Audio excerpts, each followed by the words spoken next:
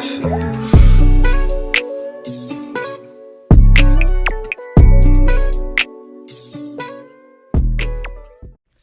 Yo, yo, yo. What's up? What's good, boy?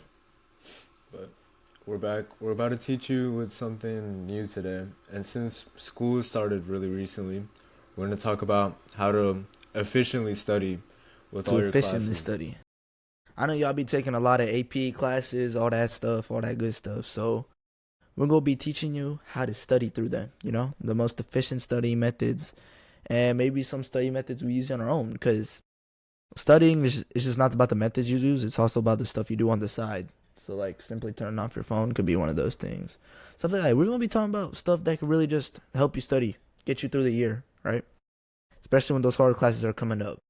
Yeah, because if you're taking a lot of APs, most of the time you might be having to cram. So you're going to want to find a way where you can, like, efficiently study and save as much time so that you're not studying, like, 3 hours for one class and then you're doing, like, an all-nighter. Yeah, I remember, bro, last year, bro, I was notorious for cramming stuff, especially for AP Bio.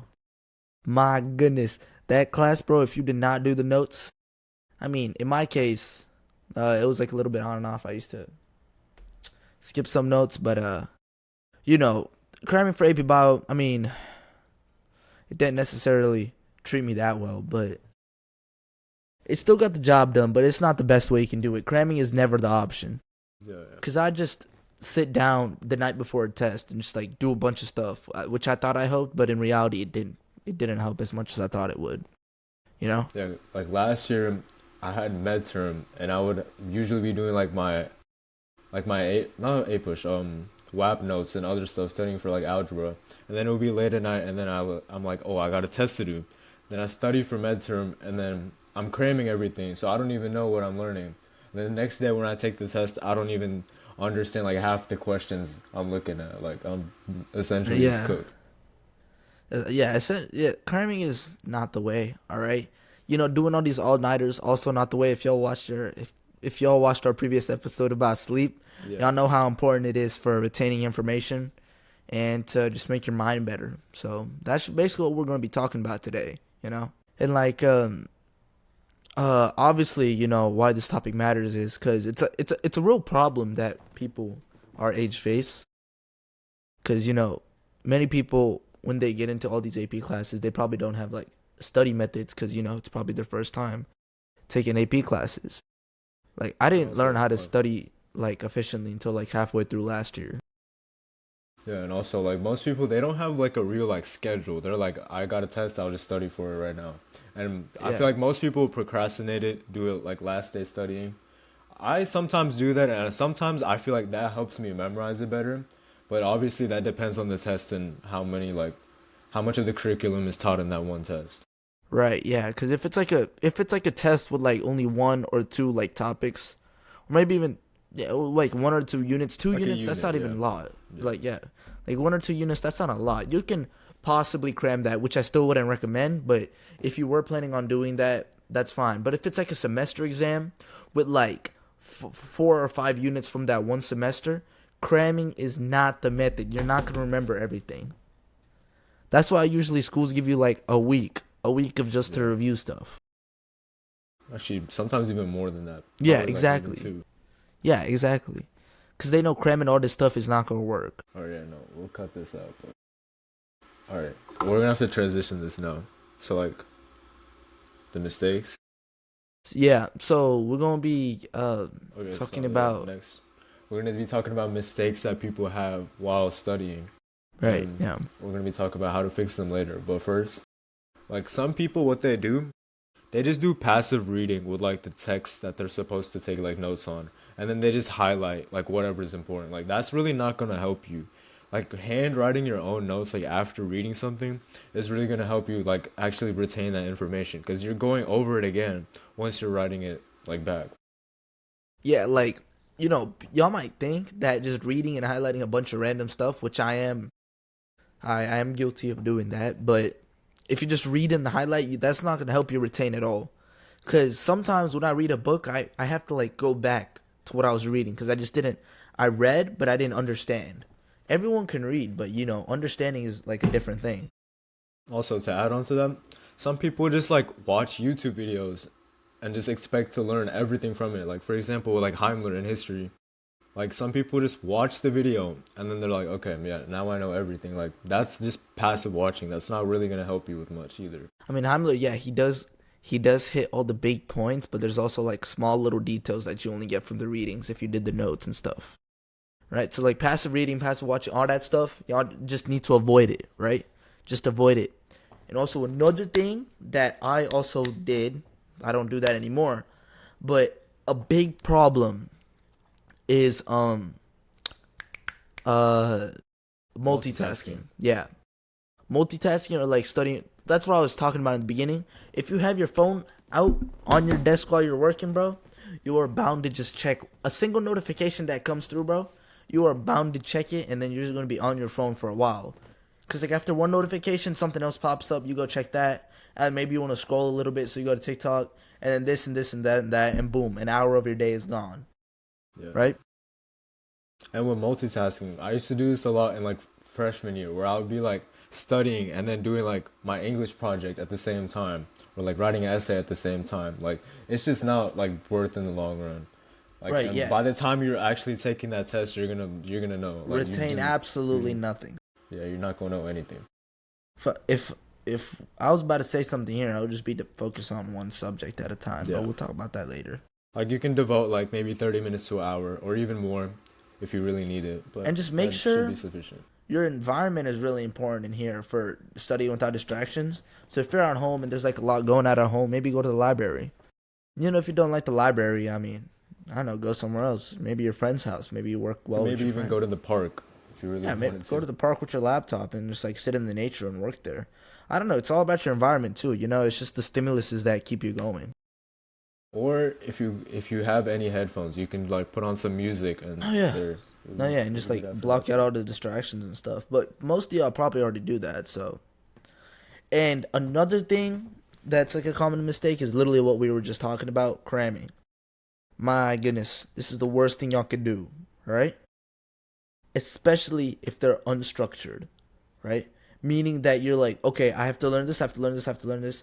Maybe I'll maybe do this as well, and then you just like you just keep going back and forth to like random different topics, while cramming. Not good at all. If you're cramming, at least make it like maybe hit like maybe you're like, okay, I'm gonna do all topic the one. important Yeah, info. yeah. All the important info. Don't just like go in and just cram a bunch of random stuff. That's not gonna help you at all. At all. And then also like lastly, like don't just rely on like feeling prepared rather than like actually studying with like a good method.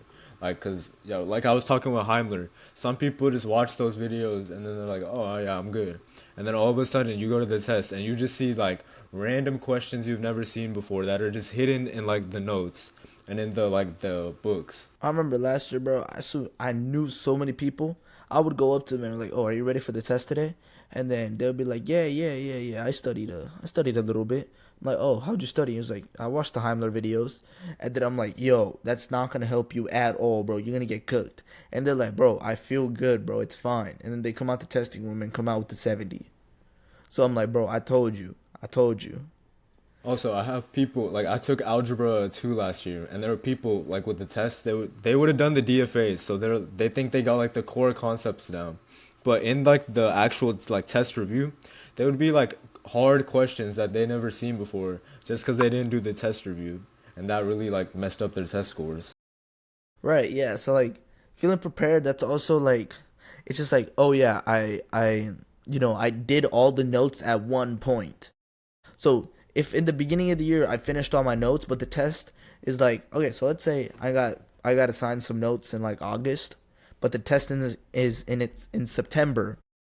You can't rely on like you can be like, "Oh, I already finished all my notes in like August, bro. I should be good." You obviously need to re-hit those notes and go over them before the test. You can't just be like, "Oh, I did my notes at one point, so I should be good for this test." That's basically what the feeling prepared like, mistake is, right? Just because you did all this preparation a long time ago doesn't mean you can't re-hit it. because you need to keep your mind refreshed, obviously, right? And now we're gonna move on to like actual like study Yeah. methods that you could use. Now that we've talked about mistakes, I'm going to tell you how you can actually, success. So this is one I personally use. I don't know if Joel does it too, but like it's active recall. And basically you're just testing yourself instead of just rereading things over and over. So I would like use this in classes where you need to like remember certain terms and like vocab words. Like for example, like medical terminology. That's like just all like root words and like the suffixes and prefixes. So what I would do, and I would just repeat those words and the definitions over and over until they were like just basically hammered into my head. And this year, I have classes that have a bunch of vocab words too, like psych. Like that's a primarily like a heavy like vocab class, and also environmental science. There's a lot of vocabulary with that too. But this is also it's just a really useful tip in like most of your classes. I feel like it wouldn't probably be as good in math because that's just you doing practice problems, but it's pretty good in most of your classes.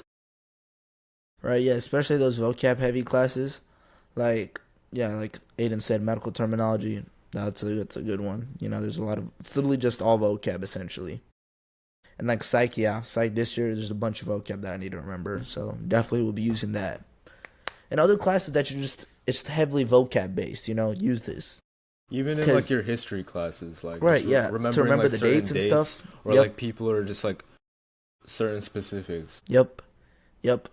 And another method that we do recommend is using spaced repetition, which is it's just basically like spreading your practice over time, right? Meaning that instead of doing everything at once, like you take it. This is how many people actually study for the SAT, Yeah, or like even this is the how AP exams too, yeah like the AP harder ones. exams. Instead of cramming all that at once, you do like one topic one day, this topic next day, this topic the third day, this topic the fourth day, and then you just like. But during those days, you also re-hit the topics you did the day before.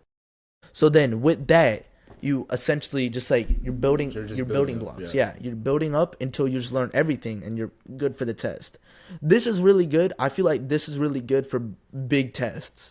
This Yeah. is like for small tests, I don't feel like this is that efficient because small tests usually cover smaller amounts of topics. Yeah, I But think it would be better to just study it all in one day for smaller tests. yeah, You for would smaller probably be tests, okay I with feel that. like yeah, the 2 nights before, maybe the night before, just like look over your notes, look over all the stuff that you had to do. But for bigger semester exams, or maybe like even big tests that you might have just like randomly in the middle of the year, spaced repetition will be the way to go, because I feel like that'll get your foundation of the information of that class very strong. Hence, then getting a good grade and stuff. So I feel like that's good for like bigger semester exams and Yeah. stuff like that. And next, we would want to talk about like interleaving like your subjects and mixing like subjects and like topics. Like for example, like in your history classes, there might be a couple of topics that you learned that are probably like interconnected with each other. I mean, I can't really think of like topics off the top of my head that would in like you could study for like together, but maybe even like your physics and your math classes, you could probably combine those too, because physics is a very like math heavy class, and so there are other classes that you might require like science in, so you could study those two together as well. Right, right. I mean, this is not one that I personally use, I don't use and this yeah, either no, really, but I some really people don't. might find it helpful. Yeah, It could yeah. save you time if you're really in a pinch. Like you're like, I need to study for this test and this other test. No, But but if they're there like somewhat essentially, related, you can study for both. yeah, there is stuff that overlap between subjects at times. Like I don't know a good example of this, but I don't know. Yeah, like if you're learning something in physics, maybe I have a good idea. Never mind, I can't think of anything. Yeah, I've never used this before in my life. I'm gonna be honest. I Never. mean, like for like you know how there's like FRQs and stuff for some of the AP classes.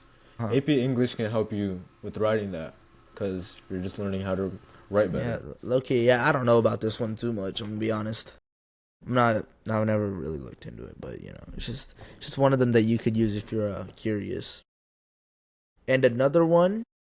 This one is if it's like a class all about details. Like for Your example, history like classes. history classes. Those Exactly. This is actually perfect for history classes because history classes is all about just having a deep understanding about all the topics and of all the stuff. content. Yeah. Yeah. It's really important knowing this, and this is called the elaborative interrogation. And essentially, this is a study method where you just ask why questions. So you maybe you read a I don't know a line or like you're doing your notes and they're like, oh, they did this and this and this, but then they don't elaborate on that. You're like, why did they do this? Why did this lead to this? And then essentially you just go through a rabbit hole until you just get like a full understanding of that whole thing. And this is purely just to get a really good understanding for that subject. It's not really necessarily like a study method, but it's just like something you could do to I get a mean, deeper you understanding. could, you could like, it is a pretty decent like study method. Like, if you really don't know like anything about that topic, you could really, yeah, like what Joel was saying, just dive deep into that topic and keep asking, why Yeah. did this happen? What happened with this? Why did it like happen? And so Until on you and so just on. like make a web and then Yep. you just like get really deep understanding of that one subject, which Aiden said is right. It's really important for history classes because history I is would all about say, causation, yeah. cause and I effect. would say That's for like your math classes, it's probably not as helpful. Maybe even right. your Yeah. sciences too. It's kind of more straightforward. But yeah, it's really good for your history classes. Like Joel was saying, the cause and effects and stuff. Yeah. History is all about causation. So, if you know the cause and effect of stuff, you basically know everything essentially. Or maybe it's useful in other classes like I don't know, psychology maybe. If you're like wondering how the brain works or something, or they're talking about the brain, you're like, oh, why does it work this way, or how does stuff like that. You can figure it out. It's just diving deeper into what we already have, right? And next, we're gonna explain how to set up like a practical like study system. So first, you wanna first like create a schedule based on your needs and like how school ends or whatever extracurriculars you have. Right, yeah. And there's different methods you can actually do to set up that schedule, right? This is where we actually so what we're talking about, we're like study methods, sure, but those are like ways you can study. This is like how you can structure your time and use your time to the best use. And if y'all don't know, it's actually a famous method. It's called the Pomodoro method, right? Y'all have probably used this before in one of your classes because I did last year. But I haven't used it. but it's actually a really good method. But you just have to make sure you're really invested in it. Essentially, you start with the 25-minute work time. After those 25 minutes, you have to be locked in for those 25 minutes. No going back and forth on your phone. You just have to be straight working. 25 minutes, and you take a 5-minute break. But the only catch is this 5-minute break cannot be on your phone. If you're taking this 5-minute break, what I do is, if when I do use this method, because I be using it sometimes to study, or maybe do like a big project, I either like, I don't know, go refill my water bottle, grab a snack, or just walk around, right? Walk around to get my legs stretched out. This is what I do in those 5-minute break. And after you do, I think it's three sets of those. So 25, 5 minutes, 25, 5 minutes, 25. And then on that third 25, you take a 15 to 30 minute break. That's when you really decompress. So I'm talking, again, don't go on your phone. But this is what I'm talking, I don't know, go take a walk or something. Go Or you like, could debrief on whatever you learned. Like, just give or yourself do like a that. brief like Yeah. overview of what you learned. Or like sit Just repeat it outside. over to yourself. Just do something just to clear your mind, right? To keep your mind sharp. And then you can do that for how long as you want. But it's just the 25-minute work time, 5-minute break, 25-minute work time, 5-minute break. And after the third set of 25 minutes, you take a 15, 30-minute break and just repeat it all over again, right? This is one of the methods I love personally. Then this is what the Pomodoro method is, right? For me personally, I just have more like just focus sessions. Like, I study till like it's completely done. Like, it's just like one complete like just focus session on it. It might take like maybe like 30, 45 minutes depending on what I'm studying. But like usually, yeah, I just sit there and I study whatever I need, and then whenever I'm done, like I'm done. And then I just go and do whatever else I need to do. Yeah, that's good too. Because like some people, like personally, sometimes when I do go on these breaks, I end up doing some side quests or Yeah. like doing something else. So it's like, yeah, 25 minutes of work, and then after 5 minutes, I go downstairs to grab a snack. My dad might tell me to go like mow the lawn or something, and then like an hour later I come back after mowing the lawn, and I'm like, yo. So yeah, personally, I guess yeah, some people like just sit down, they lock in, finish that stuff, and then just go on with their day. That's also another thing that you do. But the most important factor of this, and I keep bringing it up, and I'm gonna keep bringing it up throughout this podcast, it's you have to keep your phone turned off. That's all I'm saying, bro. Because if you have your phone off, one notification comes, it's over for you. That's all I'm saying. It's over for you. You don't even have to have it turned off. Just have it on do not disturb or something like that. Or just have it on silent. Like literally the next thing that we're literally going to talk about is environment tips, right? Literally that exactly what I was talking about earlier. It all comes down to your environment, If you don't have a good environment, you're probably not going to study well, essentially, right? It's not going to be focused enough. Yeah. There's just too much like going on happening around. Like where I'm at right now, it's my gaming room, and there's a TV in here. And usually when I'm studying, my siblings be watching TV. So on the days that they be watching TV, I just take my laptop and I go downstairs, and I either sit in the backyard on my porch, or I just sit downstairs on the dining table and just do there, right? But on the days they aren't here, it's pretty peaceful. Or on the days they're not watching TV, it's pretty peaceful up here. So it's because it all comes down to your environment at the end of the day, And you're gonna say something? No. Oh, okay. I was about to say like even with the lights, like I usually study like with most of my lights off. Like it's a pretty dark room, and like I literally just have my lamp on and then all the computer screens. And I feel like that really just helps me like hone in on whatever I'm trying to study on. Right. And me personally, I don't really listen to music. I feel like it gets me more distracted than really helps me, because then I start focusing on the music more than whatever I'm actually studying. Because this has happened to me. I was listening to music one time, and then like, I almost just fell asleep just listening to the music while studying. So yeah, no, it's the opposite for me. I cannot work without music. It's just I don't even listen to music. I just need something running in my head. It's really up to y'all. Like we're just giving you methods that you could possibly use, but it's your studying is how your brain works, right? Everybody's brain works differently. He doesn't like to listen to music. I like to listen to music. I usually have most of my lights on.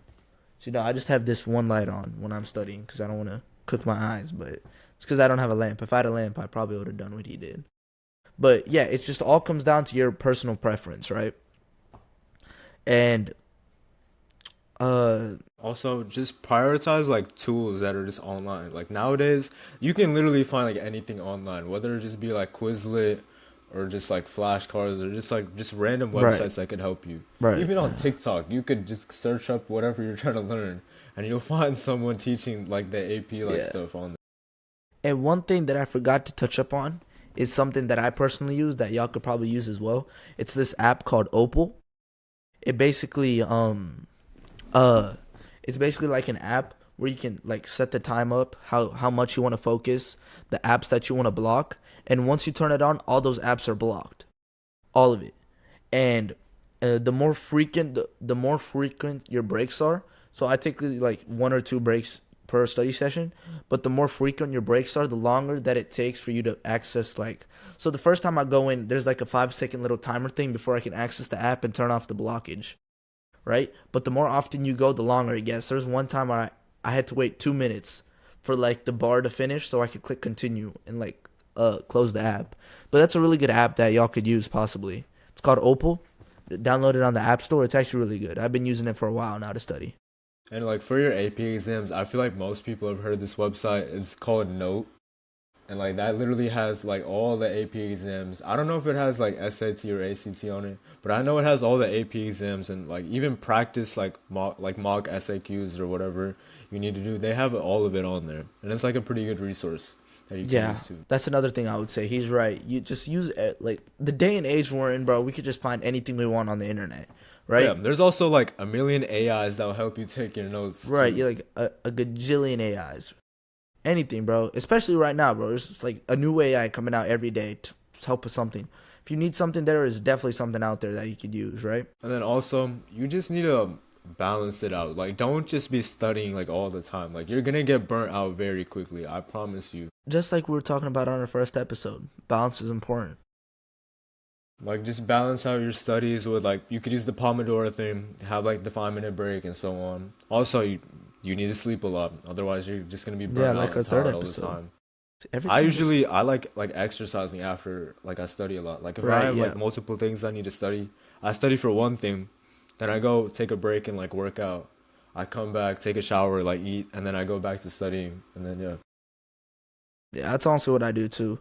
Like after working on one subject for a long time and I'm like tired and stuff, I just go outside, dribble my basketball a little bit, maybe do some other stuff outside, just keep me active, and then I come back in, take a shower like you said, maybe eat, get a little snack, and then get back to working. Cause really, it's all about balance with study too, to be the most efficient version of yourself. Yes, studying is good, but you have to keep your balance. Sitting inside all day and studying will not help you at all. And also, instead of cramming late night, one thing I would suggest is to leave it in the morning. So you still go and sleep, but just wake up earlier and then study it for the next day. Yeah. Personally, I've heard this is great because your mind is at its sharpest in the morning too. It be retaining the most information in the morning. Like in the afternoon, you notice that's when you start to get sluggish. I don't know about you, but me, bro, by seventh period, I'm basically about to go to sleep, and that's when my brain is probably the most cooked. But in the morning, it's really sharp, and I'm like really fast at doing my work. So maybe yeah, he's right. Instead of cramming late night, go to sleep early, wake up early. And instead of doing all that stuff at night, do it in the morning. But if you're gonna wake up early, I would recommend like you maybe even like just doing something to just wake up your brain, whether it be like washing your face in really cold water, taking like a cold shower, Or like or a take even quick doing walk some like outside. or even taking like some push-ups, like do like 50 push-ups just to wake your like body up. Yeah, or just like take a quick walk outside. Get that 30 minutes of sunlight you need after you wake up, and boom, you're ready. And for this like last portion before we, end up, uh, end up ending the episode, we need to talk about the mindset. Because like this year especially or any year especially, as a human being you just need a growth mindset, right? You can't you can't be like, yo, Fixated. Like I can't do this, it's way too hard, or like I can't learn that skill, it's like not possible for me to, like I don't know. You have to have the mindset that you're always able to grow and you can do it, right? And if you're not good at studying now, don't think you're not going to be good at studying ever. Learning is a skill you can improve, all right? You're not going to be, if you're bad at studying right now, don't think this is how you're going to be for the rest of your life. You can get better. You can get better. and also just break like your big tasks into like small winnable steps. Like don't just like for your AP exams, like don't just be so hyper fixated on just the AP exams. Like you have other exams too. So just take each exam throughout the year as like a milestone that like you're progressing and improving as the time is going by.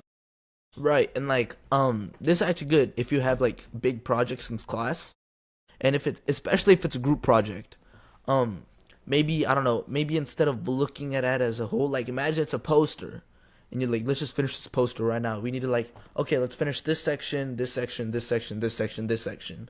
And I don't know, since you have a group, maybe assign each person to a section. That's like an example of this. That big task of making a poster into small sections, and making them, it's very efficient actually, right? Also, you need to take accountability of your own studying. Like don't just be skipping it one day and then like, oh, I'll do it tomorrow, and then like you just don't do it tomorrow, and it keeps building up like that. You need to take accountability on whatever you do. And also, if you have like study groups, also take accountability with that. Go like and interact and help out the group too. Yeah, right. And like having a study group is actually, I It's recommend a very study good. group. I think it's like because Yeah, there's so many like minds collaborating all at once. Like there's you might even get some information you didn't even know that exactly. was there. And what I do is, before these tests, I like explaining the topic to like I don't know, another person, because I feel like that also helps me reinforce all of the information really nicely. And the thing about study groups is, if you don't keep yourself accountable, one of them is bound to keep you accountable. Like let's say, I don't know, we are doing I don't know, we're studying for the test together, right? And then you just didn't study one topic, or like you just forgot to, right? Your study group is going to keep you accountable for that, you know? And either they teach it to you right there or they tell you to go do your notes, right? It's like study groups are good. Study groups are good. Like I have a friend, like before the AP exam, like me, Joel, and then like a couple other people.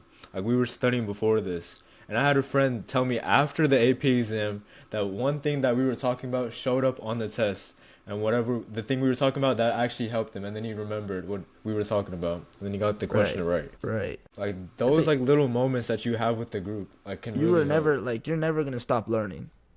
Like if you think you know everything, you're wrong. You're always gonna keep learning. Like even if you're like in college or like you're a grown adult, there's still so much to learn. You will keep learning. That's just one thing you're gonna keep on doing your whole life, right?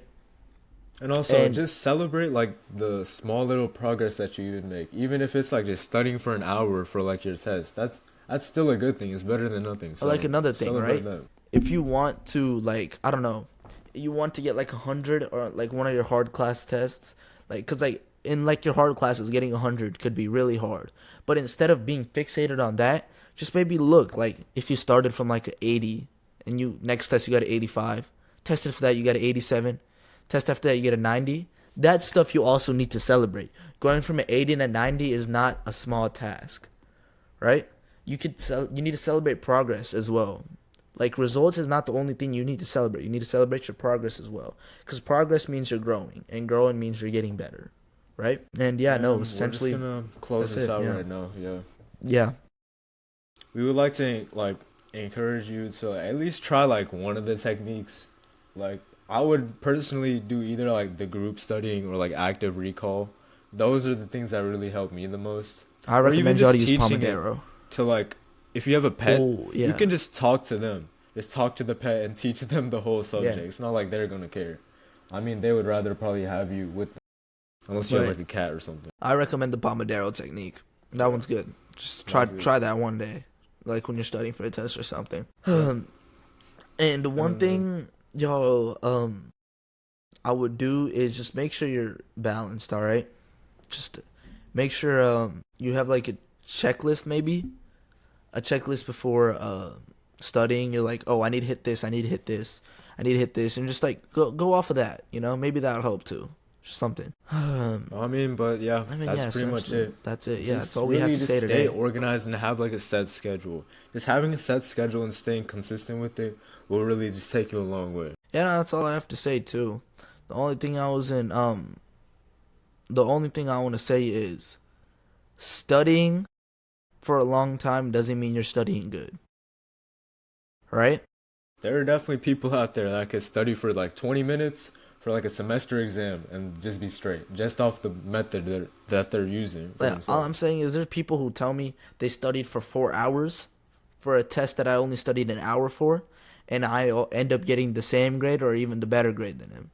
Right? It's not about how much time you spend, it's how you spend it. All right? That's one thing I need y'all to remember. But no, Okay, yeah. that's it. Yeah, That's that's all we it. had to say today. Mm-hmm. You know, I'll hey, catch make you sure to later. tap in with us. You know, share it with your friends.